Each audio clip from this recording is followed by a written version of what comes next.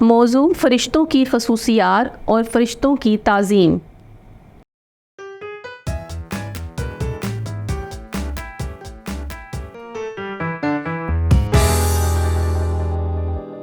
السلام علیکم عزیز طلبہ و طالبات، میں آپ سب کو مون لائٹ انٹرنیشنل پبلشر کے ڈیجیٹل پلیٹ فارم پر خوش آمدید کہتی ہوں۔ ہمارا آج کا موضوع ہے فرشتوں کی خصوصیات، یعنی فرشتوں میں کیا کیا خصوصیات پائی جاتی ہیں۔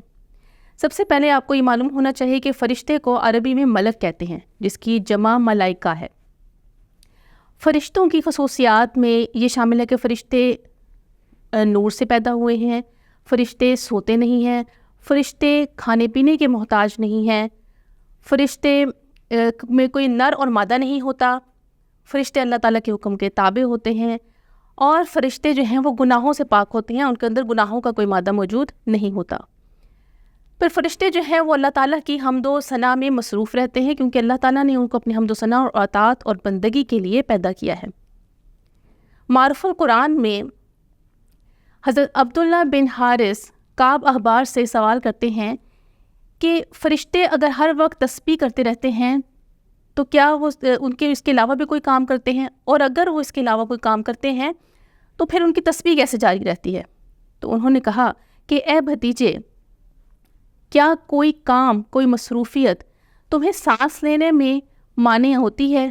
حقیقت یہی ہے کہ فرشتوں کی تسبیح ان کیا ہمارے سانس لینے کے مثل ہی ہے، یعنی جس طرح ہم سانس لیتے ہیں اور ہمارا سانس لینا ہمارے کسی کام میں ہمیں رکاوٹ کا سبب نہیں بنتا، اسی طرح فرشتوں کا تسبیح کرنا ان کے کسی کام میں رکاوٹ نہیں بنتا۔ یہاں یہ بات واضح کرنی ضروری ہے کہ فرشتے اللہ تعالیٰ کے بہت سے امور جو ہے وہ سر انجام دیتے ہیں، جیسے بارش برسانا، روزی تقسیم کرنا، مختلف کام جو بھی کرتے ہیں۔ اس کا مطلب یہ نہیں کہ اللہ تعالیٰ خدا نخواستہ ان کا محتاج ہے۔ اللہ تعالیٰ کی تمام مخلوق اللہ تعالیٰ کی محتاج ہے، اور اللہ تعالیٰ جو ہے وہ قادر مطلق ہے، وہ کن فیکون کا مالک ہے، وہ ارادہ کرتا ہے تو کام جو ہے وہ ہو جاتا ہے۔ اس کا اللہ تعالیٰ نے جو امور سر انجام دینے کے لیے فرشتوں کو مقرر کیا ہے، وہ صرف ان کو عائد کردہ فرائض ہیں جو انہوں نے پورے کرنے ہیں، جس مقصد کے لیے ان کو تخلیق کیا گیا ہے۔ اللہ تعالیٰ کی تمام مخلوق اللہ تعالیٰ کی محتاج ہے، اور اللہ تعالیٰ کسی کا محتاج نہیں ہے۔ اچھا جی، اس کے بعد جو ہم نے ٹاپک پڑھنا ہے وہ ہے فرشتوں کی تعظیم، کہ فرشتوں کی عزت کرنا، ان کا نام احترام سے لینا، یہ ہمارے ایمان کا حصہ ہے۔ فرشتوں کا مذاق اڑانا، ان کی بے ادبی کرنا جو ہے وہ ایمان کے خلاف ہے۔ اکثر مشاہدے میں یہ بات آتی ہے کہ کوئی سخت غیر شخص آ جاتا ہے، کوئی افسر آ جاتا ہے جس سے لوگ ڈرتے ہوں، کوئی دشمن ہو تو عمومی طور پر دوسرے شخص کہہ دیتا ہے کہ وہ دیکھو اسرائیل آ گیا۔ اسرائیل کون سا فرشتہ آپ کو معلوم ہے؟ کہ وہ فرشتہ جو جانداروں کی روح قبض کرتا ہے۔